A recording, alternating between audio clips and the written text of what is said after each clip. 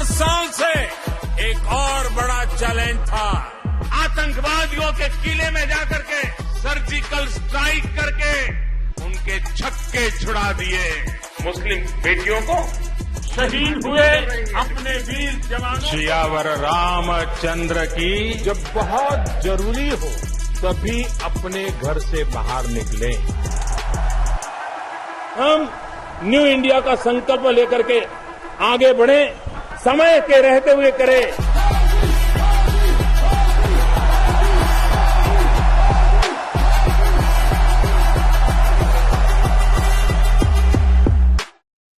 नमस्कार, मैं हूं श्वेता सिंह और आप देख रहे हैं आज तक। मोदी सरकार के 7 साल पूरे हुए। इसी के साथ वो देश के चौथे ऐसे प्रधानमंत्री बन गए हैं जिन्होंने ये आंकड़ा पार किया, और वो देश के पहले ऐसे गैर कांग्रेसी प्रधानमंत्री भी बन चुके हैं जिन्होंने कार्यकाल के 7 साल पूरे किए। इस दौरान बीते वर्षों में उन्होंने कई मील के पत्थर पार किए, लेकिन आने वाला समय चुनौतियों के ऊंचे पहाड़ भी दिखा रहा है। सत्ता के 7वें साल पर भारतीय राजनीति का पुराना इतिहास भी कुछ कह रहा है। मौजूदा हालात नए नए अनुमान लगा रहे हैं। फिलहाल मोदी सरकार के 7 साल कई लिहाज से महत्वपूर्ण बन चुके हैं, ये देश का मिजाज बता रहा है।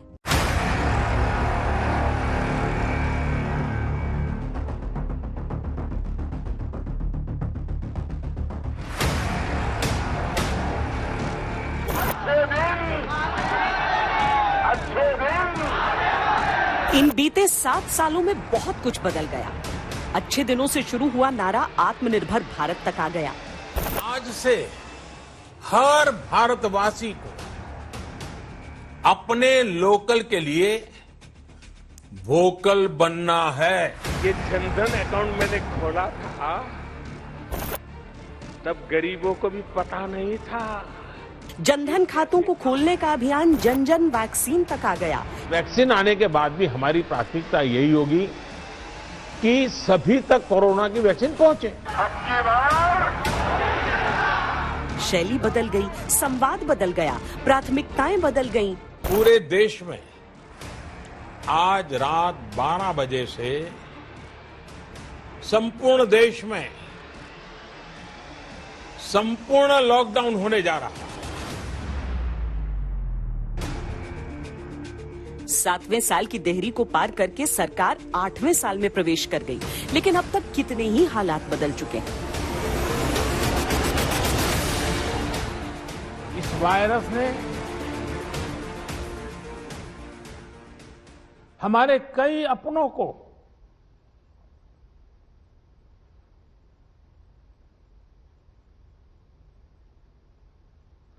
हमसे छीना है।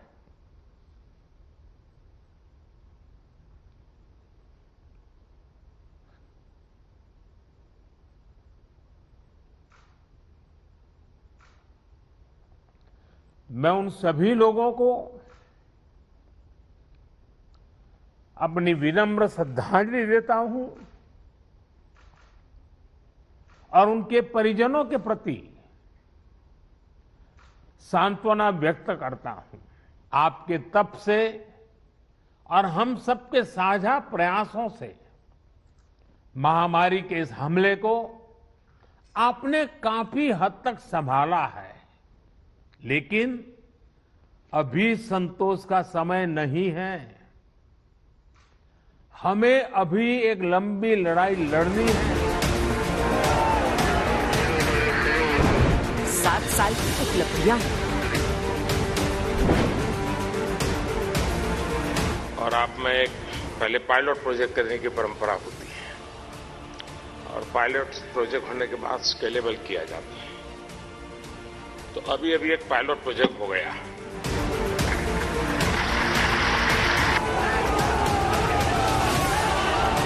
तो 7वें साल के बाद कुछ सवाल भी हैं।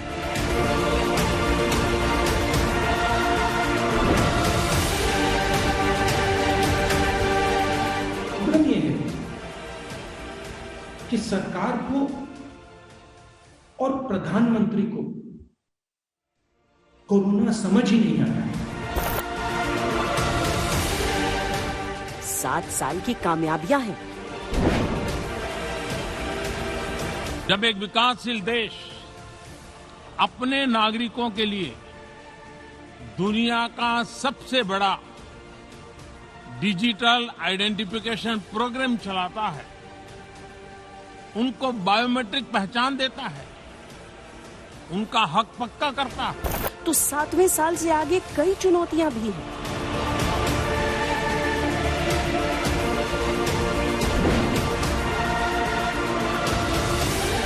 कोरोना के खिलाफ हमारी लड़ाई जैसे एक सामूहिक अभियान बन गई है, वैसी ही वैक्सीनेशन को भी हमें सामूहिक जिम्मेदारी बनाना। 7 साल पूरे होने पर कुछ संकल्प हैं। हर व्यवस्था के लिए, हर इकाई के लिए नया मंत्र यही है, जहां बीमार वहीं उपचार। ये हम भूले नहीं, जहां बीमार वहीं उपचार। जितनी हम उपचार उसके पास ले जाएंगे, उतना हमारी हेल्थ व्यवस्था पर दबाव बहुत कम होगा। तो आने वाले दिनों के नए संघर्ष भी हैं। संयोग कहें, विडंबना कहें या समय की बात कि भारतीय राजनीति का इतिहास 7 साल से अधिक समय तक रहे प्रधानमंत्रियों के लिए 7वें साल में मुश्किलों के वो दौर लेकर आया जिनसे उबरना फिर आसान नहीं हुआ। उस दौर से नेहरू भी गुजरे, इंदिरा भी, मनमोहन भी। प्रधानमंत्री मोदी 7वें साल में कमोवेश वैसी ही परिस्थिति में खड़े। कार्यकाल के 7वें साल में प्रवेश के साथ प्रधानमंत्री मोदी के सामने चुनौतियां जिस रूप में सामने आना शुरू हुई, उनकी कल्पना कोई पहले से नहीं कर सकता था। अब जबकि 7वां साल पूरा भी हो चुका है, चुनौतियां रोज बढ़ती जाती हैं, दूर तक कठिनाइयां दिखती हैं और दूर तक सवाल सुनाई देते हैं। हमारे कई अपनों को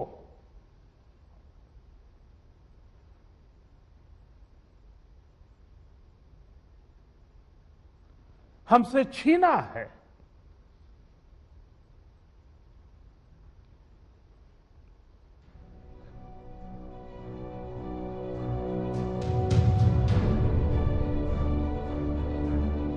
मैं उन सभी लोगों को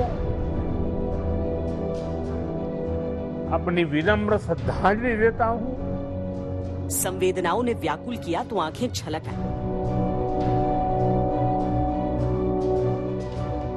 अभियानों में शरीक होने के जन आह्वान सांत्वनाओं में बदल गए, लेकिन संक्रमण किसी ऐसे तूफान की तरह टकराया जिसमें इंतजामों के सारे तटबंध टूट गए।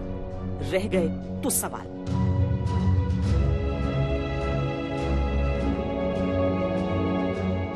जब दुनिया के दूसरे देश अपने अपने लोगों को बड़े स्तर पे वैक्सीन लगा रहे थे, हम अपने लोगों की वैक्सीन लगाने की बजाय अपनी वैक्सीन दुनिया के दूसरे देशों को भेज रहे थे। लोग इन पर इल्जाम लगा रहे थे, लोग इन पर तनकीद कर रहे थे, गंगा में लाशें बह रही थी, तो प्रधानमंत्री अपना इमेज बचाने के लिए आकर भावुक हो रहे हैं।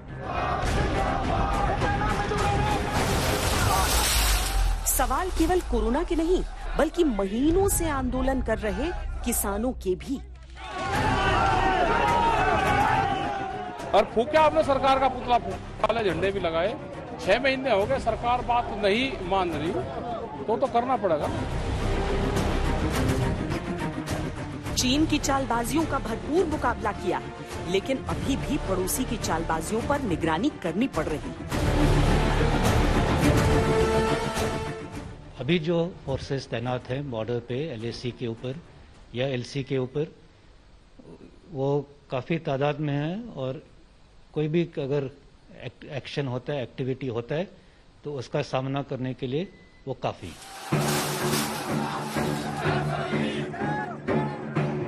ये वो मुश्किलें हैं जो प्रधानमंत्री मोदी की सत्ता के 7वें साल की वर्षगांठ के साथ एक एक करके जुड़ती चली गई। लेकिन बीते साल से इस साल तक स्थितियां काफी बदली सी लगती हैं।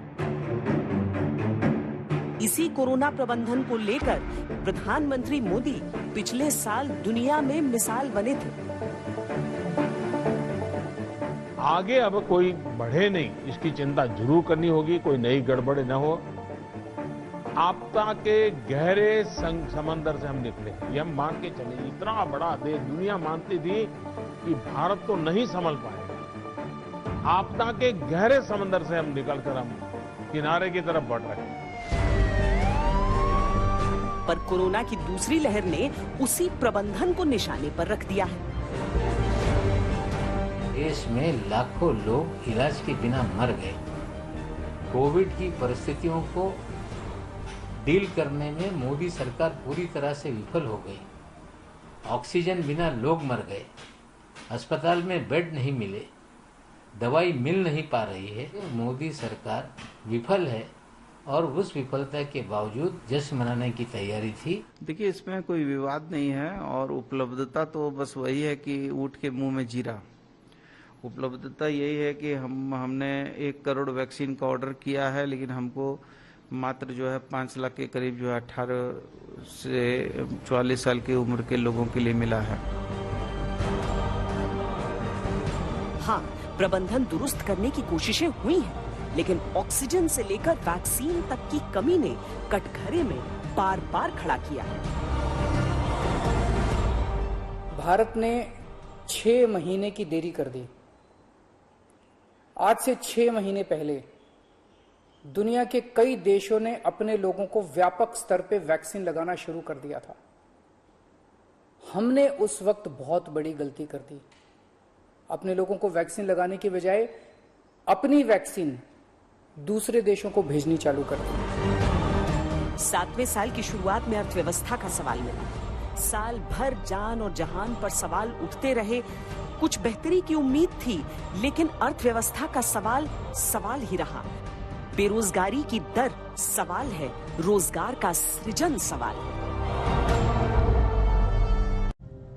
प्रधानमंत्री मोदी के कार्यकाल के 8वें साल में प्रवेश की नींव 7वें साल के कुछ उन फैसलों पर भी टिकी है जो आने वाले दिनों में हमेशा मिसाल के तौर पर याद किए जाएंगे। एक तरफ कोरोना से जूझती दुनिया के साथ भारत का संघर्ष जारी था, दूसरी तरफ वो लगातार दुश्मन देशों को जवाब दे रहे थे।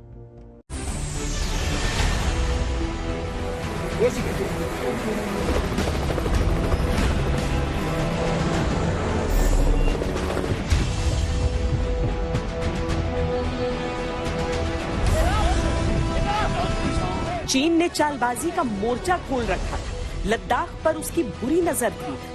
भारत कोरोना के संकट से निपटने के रोज रास्ते खोज रहा था। चीन ने मक्कारियों के सारे पुराने रिकॉर्ड तोड़ दिए। गलवान घाटी चीन की कुटिलता और भारतीय शौर्य की गवाह बनी। हमारे दिवंगत शहीद वीर जवानों के विषय में देश को इस बात का गर्व होगा कि वे मारते मारते मरे हैं। भारत की सेनाओं ने चीन की नाकाबंदी की और तब प्रधानमंत्री मोदी ने फ्रंटलाइन वॉरियर की भूमिका संभाली। चीन की विस्तारवादी मंशा और भारतीय शौर्य पर मनोवैज्ञानिक बढ़त लेने की सारी योजनाओं को एक साथ जवाब मिला और करारा जवाब मिला। हम, और ये हमारी पहचान है, हम वो लोग हैं जो बांसुरीधारी कृष्ण की पूजा करते हैं, तो हम वही लोग हैं जो सुदर्शन चक्रधारी कृष्ण को भी आदर्श मान करके चलते हैं। इसी प्रेरणा से हर आक्रमण के बाद भारत और सशक्त होकर उभरा है। जो भारत ने कहा उसे दुनिया ने दोहराया। We'll also take on directly the challenges posed by our prosperity, security, and democratic values by our most serious competitor, China. We'll confront China's economic abuses, counter its aggressive, coercive action to push back on China's attack on human rights, intellectual property, and global governance. चीन वापस लौटा, लेकिन उसकी चुनौती अब भी कम नहीं हुई है। कुछ मोर्चे शांत जरूर हैं, लेकिन अंदर अंदर अभी काफी उथल पुथल जारी है।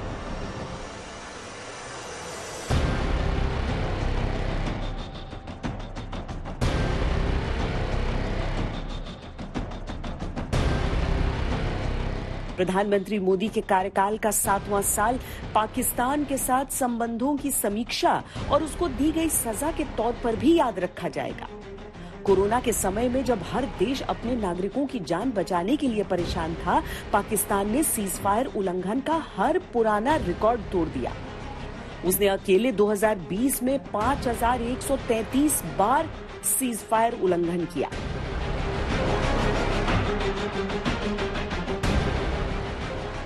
पाकिस्तान की तरफ से अगर सीजफायर वायलेशन किया जाता है तो सिर्फ इसलिए नहीं कि आतंकियों को सीमा में प्रवेश करना है, उसके बहुत गलत मंसूबे हो सकते हैं। जैसे जिस इलाके में हम इस समय खड़े हैं, यहाँ पर विकास का कुछ कार्य हो रहा है, जिसकी अगर हल्की सी भी आहट पाकिस्तान को लगती है तो लगातार उस तरफ से जो क्रॉस बॉर्डर फायरिंग है वो शुरू हुई। ये एक ऐसी बीओपी है जिसकी लोकेशन तो हम आपको नहीं देंगे, लेकिन अगर आप दीवारों पर देखें तो आपको उस पूरे निशान आप देख सकते हैं, वो पूरे शेलिंग के निशान आप देख सकते हैं। एक एक जगह पर जो पाकिस्तान के नापाक मंसूबे हैं वो दर्ज हैं इस शेलिंग के हिसाब से।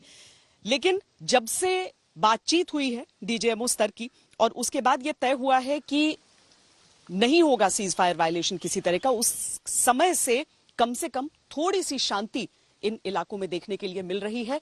लेकिन उसके बावजूद सतर्कता हमारे बीएसएफ की, हमारे तमाम सुरक्षा बलों की पूरी रहती है।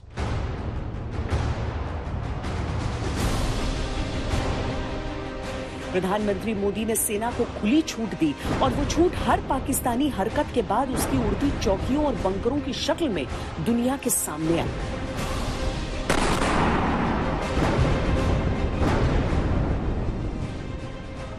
जिसने घुसपैठ की वो मारा गया, जिसने सीमा समझौता उल्लंघन करने की कोशिश की उसे भारी कीमत चुकानी पड़ी। हमारी भूमि पर लड़ाई लड़ना वो तो लड़ते ही और मजबूती से लड़ेंगे, परंतु जहां टेररिज्म की जड़ है वहां उनके घर में घुसकर इनके दिल दहलाने वाले हमले करने का काम एक भारतीय। फरवरी 2021 में डीजीएमओ स्तर पर सीमा समझौते के पालन का संकल्प पाकिस्तान ने दोहराया। तब से अब तक सरहद खामोश है और ये एक मिसाल है। प्रधानमंत्री मोदी निर्वाचित सरकारों के मुखिया के तौर पर सबसे लंबे समय तक पद पर रहने वाले पहले राजनेता हैं, यानी पहले 12 साल सीएम और फिर पीएम। ये रिकॉर्ड भी उन्होंने 7वें साल के कार्यकाल में ही हासिल कर लिया था। लेकिन इन रिकॉर्ड्स के अलावा विश्व मानचित्र पर जो धमक उनके नाम की बीते सालों में सुनाई दी, वो भी अपने आप में एक मिसाल बनी।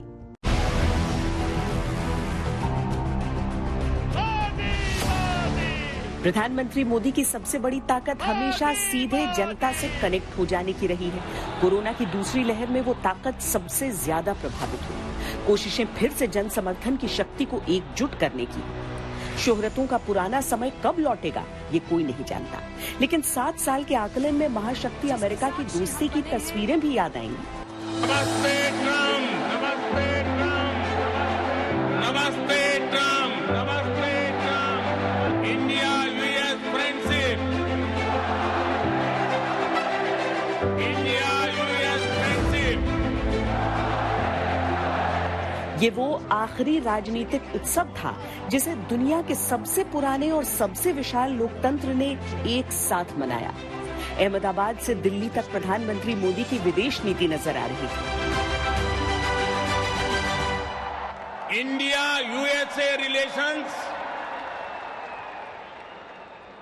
Are no longer just another partnership, it is ये far greater and closer relationship.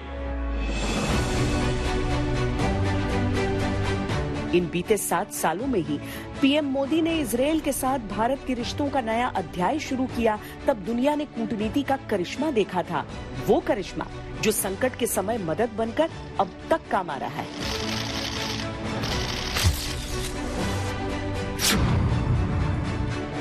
चीन के साथ संबंध सुधारने की पहल का सिलसिला गुजरात के साबरमती फ्रंट से बीजिंग और बीजिंग से महाबलीपुरम तक आया। हालांकि चीन के साथ ऐसी कूटनीति की रणनीति अभी रंग नहीं ला पाई है। डोकलाम से लेकर गलवान तक का विश्वासघात चीन करता रहा है। अमेरिका में बसे हुए मेरे प्यारे भाई और बहनों, लेकिन अमेरिका के मैडिसन स्क्वायर से लेकर ऑस्ट्रेलिया की रॉकस्टार वाली छवि तक काफी कुछ इन बीते 7 सालों में प्रधानमंत्री मोदी को याद आता होगा। तब तो और जब उनकी विदेश नीति, कूटनीति और रणनीति को लेकर ही इस समय विपक्ष सबसे ज्यादा आक्रामक है। वैक्सीन डिप्लोमेसी कर रहे हैं, हिंदुस्तान का नाम रोशन हो गया। आपने वैक्सीन एक्सपोर्ट की। आज स्थिति क्या है? हिंदुस्तान के 3% को आपने वैक्सीन दी, मतलब 97% लोग को कोरोना पकड़ सकता है। प्रधानमंत्री सोते रहे जब प्रधानमंत्री को मालूम था कि अगस्त 2020 में बड़े बड़े international countries, America, great Britain ने फार्मास्यूटिकल कंपनी से ऑर्डर दिया वैक्सीन का। अगस्त 2020 में हमारे प्रधानमंत्री जो आज भावुक होकर, आंसू बहाकर देश की जनता को मजाक कर रहे हैं, उनको तो उसी वक्त ऑर्डर देना चाहिए था। कब ऑर्डर दिए? वो 5 दिन पहले, वैक्सीनेशन देने से 5 दिन पहले। गुजरात के मुख्यमंत्री रहते अगर शुरू का द्वंद्व एक तरफ रख दिया जाए तो उस पूरे समय को मिला लें और प्रधानमंत्री रहते 7 साल को मिला लें तो ये समझा जा सकता है कि मौजूदा समय हर लिहाज से प्रधानमंत्री मोदी के लिए कितना चुनौतीपूर्ण बन चुका है। प्रधानमंत्री नरेंद्र मोदी से पहले सिर्फ जवाहरलाल नेहरू, इंदिरा गांधी और मनमोहन सिंह हुए हैं जो 7 साल से अधिक समय तक प्रधानमंत्री रहे। नरेंद्र मोदी चौथे ऐसे प्रधानमंत्री हैं, लेकिन संयोग कहिए या भारतीय राजनीति की गति कि 7वें साल की चुनौती का सामना सबको करना पड़ा। आमतौर पर वैवाहिक रिश्तों में 7वें साल की खटपट को अंग्रेजी मान्यताओं में 7 ईयर इच कहा जाता है, लेकिन लोकतंत्र में इसे नेता और जनता के बीच रिश्ते के तौर पर माना जाता है।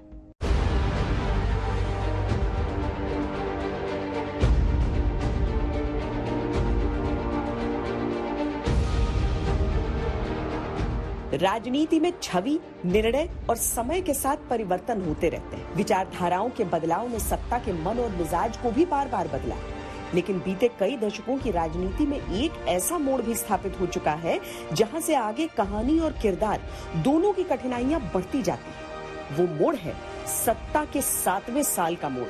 प्रधानमंत्री मोदी उसी मोड़ से होकर गुजर रहे हैं।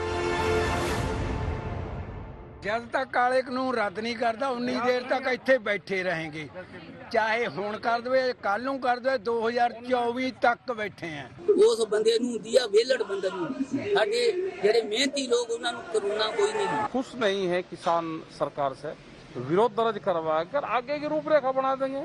आज रात 12 बजे से घरों से बाहर निकलने पर पूरी तरह पाबंदी लगाई जा रही है। 7वें साल में प्रधानमंत्री मोदी ने लॉकडाउन का त्याग देश से मांगा था, देश ने तत्काल दिया, लेकिन 8वें साल के पहले सप्ताह तक वैक्सीनेशन को टीका उत्सव की तरह मनाने की अपील भी पहले सा असर नहीं दिखा पाई। सवाल मन में आना लाजमी है कि क्या ये सत्ता के 7वें साल का सिंड्रोम है जिसने नेहरू, इंदिरा, मनमोहन किसी को नहीं बख्शा, और क्या अब यही 7वां साल प्रधानमंत्री मोदी के सामने मुश्किलें खड़ी कर रहा है? सियासत में संयोग होते हैं और 7वें साल का ये प्रभाव संयोग या मिथक भी हो सकता है, लेकिन इसको लेकर एक अवधारणा पहले से कायम है।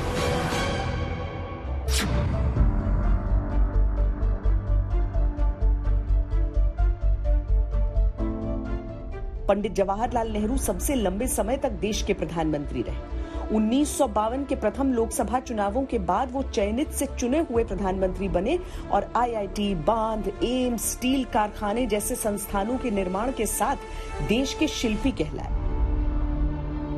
गुटनिरपेक्ष नीति ने उन्हें विश्व में अलग सम्मान दिलाया, लेकिन 7वें साल के आते आते चीन के साथ विवाद और फिर दलाई लामा का शरणार्थी बनकर आने के साथ ही उनकी मुश्किलें और मानसिक तनाव बढ़ता गया। इसकी परिणति 1962 के युद्ध के तौर पर देश ने देखी।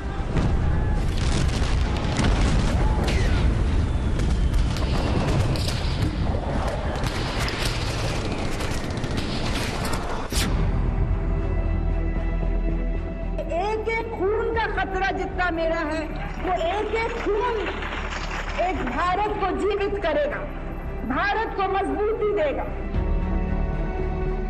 1966 में पहली बार प्रधानमंत्री बनने के बाद राजनीतिक और सामाजिक तौर पर इंदिरा गांधी ने जो निर्णय लिए वो आज भी भारत की राजनीति और इतिहास में पत्थर की लकीर जैसे।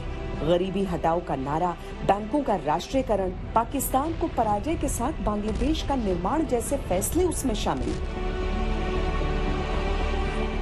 लेकिन 7वें साल के साथ ही 1973 से स्थितियां पलटती गईं। पहले छात्र आंदोलन भड़के, फिर जेपी आंदोलन, विपक्ष की एकता के साथ राजनीतिक चुनौतियां मिलने लगी। 1975 में आपातकाल जैसे निर्णय ने बुरा असर डाला। इंदिरा गांधी को कुर्सी तक गंवानी पड़ी। वो बाद में तीसरी बार प्रधानमंत्री बनी जरूर, लेकिन ऑपरेशन ब्लू स्टार का निर्णय उनके साथ जुड़ गया और उनकी हत्या कर दी।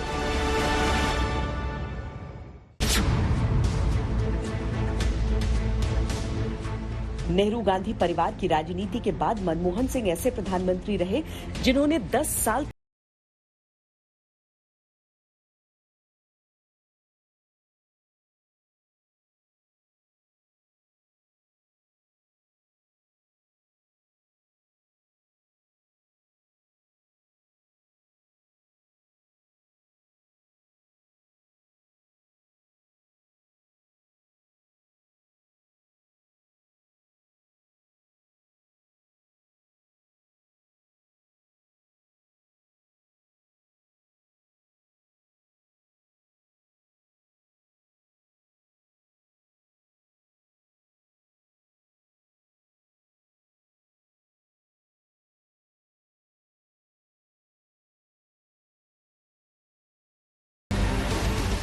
प्रधानमंत्री मोदी प्रचंड बहुमत से प्रधानमंत्री बने। उन्होंने विदेश नीति, कूटनीति, अर्थनीति के लिहाज से तेजी से फैसले लेने शुरू किए।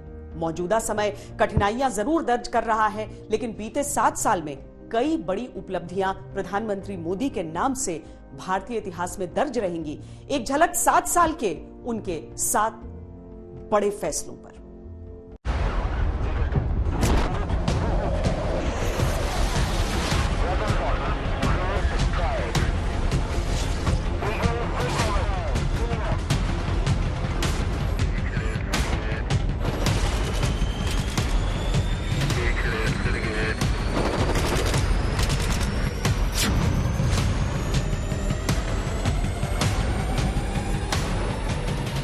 झेलम से चेनाब तक कितना कुछ बदला इन 7 सालों में। जो कटीले तार के नीचे घुसपैठिए आए वो जमीन में गाड़ दिए गए, जो सरहदें कूद कर आए वो भून दिए गए, जिन्होंने कायरता से उरी और पुलवामा किया उसका जवाब सर्जिकल स्ट्राइक और एयर स्ट्राइक से मिला। शांति के दूत भारत की तरफ से यह आतंक के खिलाफ क्रांति थी। भारत की कार्रवाई से घबराया पाकिस्तान सीज फायर के लिए मजबूर हुआ और पहली बार ऐसा भी है कि सरहद पर गोली नहीं चल रही। वो लोग सोचते थे कि आतंकवाद, ये आतंकी हमले, ये बम धमाके, ये तो लॉ एंड ऑर्डर प्रॉब्लम है। इसी सोच की वजह से बम धमाके होते गए, आतंकी हमलों में लोग मरते गए, भारत मां लहूलुहान होती गई। बातें बहुत हुई, भाषण बहुत हुए, लेकिन जब हमारी सेनाएं एक्शन के लिए कहती तो उन्हें मना कर दिया जाता, टाल दिया जाता। आज युवा सोच है, युवा मन के साथ देश आगे बढ़ रहा है और इसलिए वो सर्जिकल स्ट्राइक करता है, एयर स्ट्राइक करता है और आतंक के सरपरस्तों को उनके घर में जाकर सबक सिखाता है।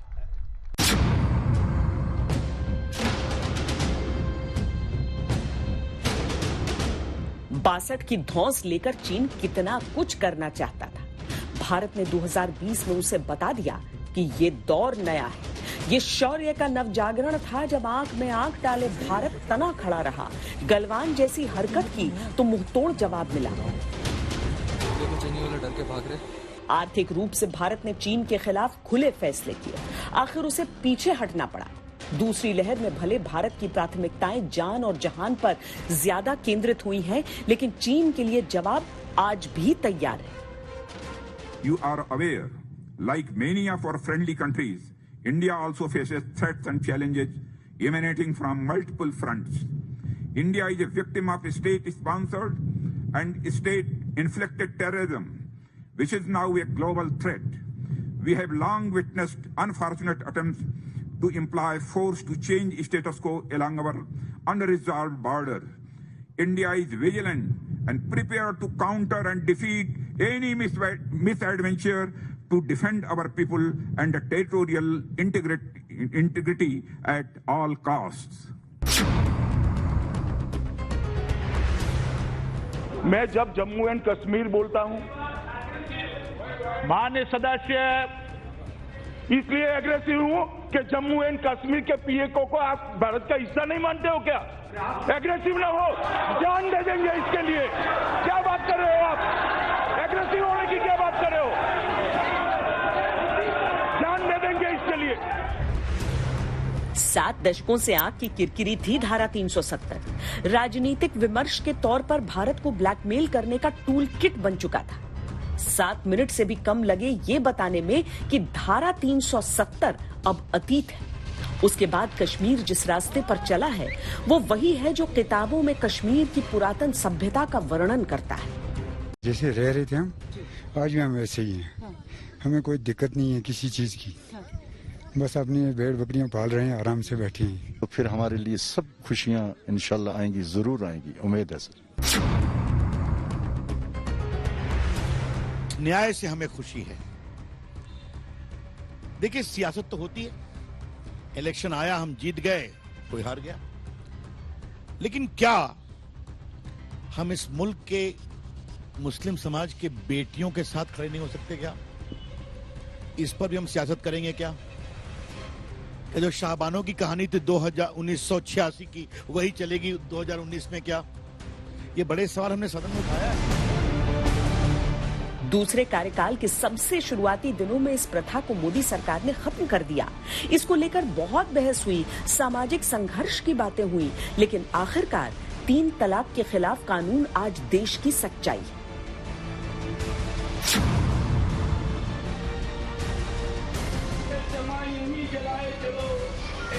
नागरिकता संशोधन कानून बनाना मोदी सरकार के फैसलों में सबसे बोल्ड फैसले के तौर पर माना जाएगा। विरोध प्रदर्शनों ने भूचाल ला दिया, लेकिन सरकार अपने निर्णय पर अडिग रही। जल्द ही कानून लागू कराने की बात सामने है। मित्रों, ये मेरे सिख भाई, हिंदू भाई, बौद्ध भाई जो वहां से भाग कर आए, उनको नागरिकता देने का एक कानून है, सिटीजनशिप अमेंडमेंट बिल। डंके की चोट पर कहने आया हूं, जिसको विरोध करना है वो कर दे, सिटीजनशिप अमेंडमेंट बिल वापिस नहीं होने वाला। जनधन खाते, उज्ज्वला गैस, घर घर बिजली, आयुष्मान स्वास्थ्य योजना जैसे फैसले सरकार को दूर दराज गांव देहात से जोड़ते गए, जिसका फायदा अधिकांश चुनावों में मिला।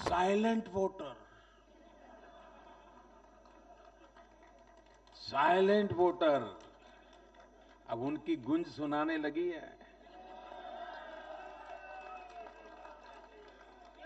बीजेपी के पास साइलेंट वोटर्स का एक ऐसा वर्ग है जो उसे बार बार वोट दे रहा है,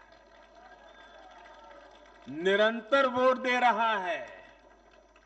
ये साइलेंट वोटर्स हैं देश की माताएं, बहनें, महिलाएं, देश की नारी शक्ति।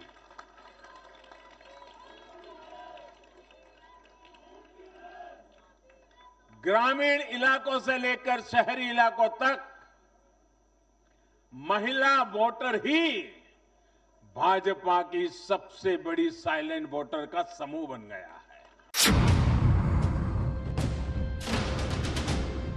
कोरोना की पहली लहर में ही जब कारोबार पर संकट के साथ चीन की धमकियां सामने आईं, तो देश के मनोबल को उठाने के लिए प्रधानमंत्री ने आपदा में अवसर के साथ आत्मनिर्भर भारत का नारा दिया और इसका असर वोकल फॉर लोकल के तौर पर दुनिया में दर्ज होना शुरू हुआ।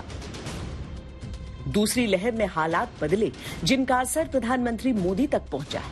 8वां साल शुरू है, चुनौतियां सामने। छवि, कार्यप्रणाली और निर्णय के लिहाज से प्रधानमंत्री मोदी के लिए 8वां साल बहुत महत्वपूर्ण होगा, क्योंकि यही साल यह भी तय करेगा कि आने वाले दिनों में देश की राजनीति और विकास की दिशा कैसी होगी। चुनौतियां नए रूप में प्रधानमंत्री मोदी का इंतजार कर रही हैं।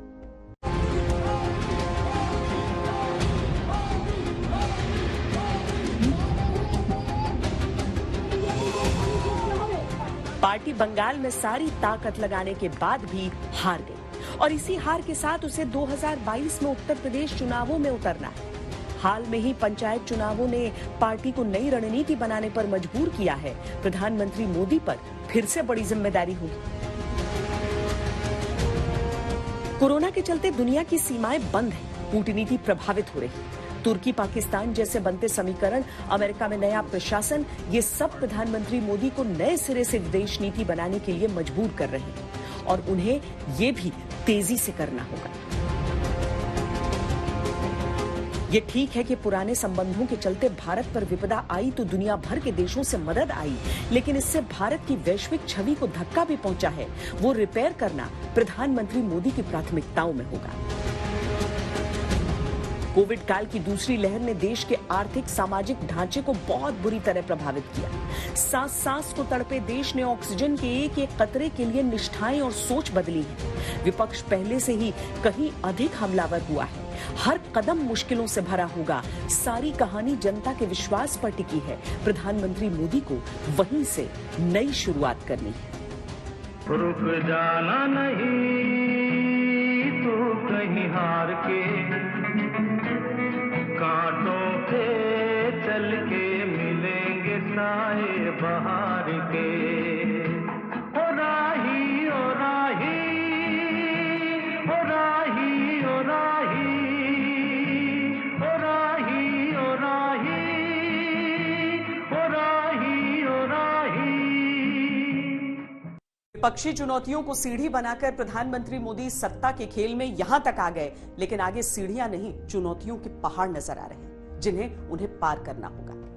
अभी के लिए इतना ही। देश और दुनिया की बाकी खबरों के लिए आप देखते रहिए आज तक।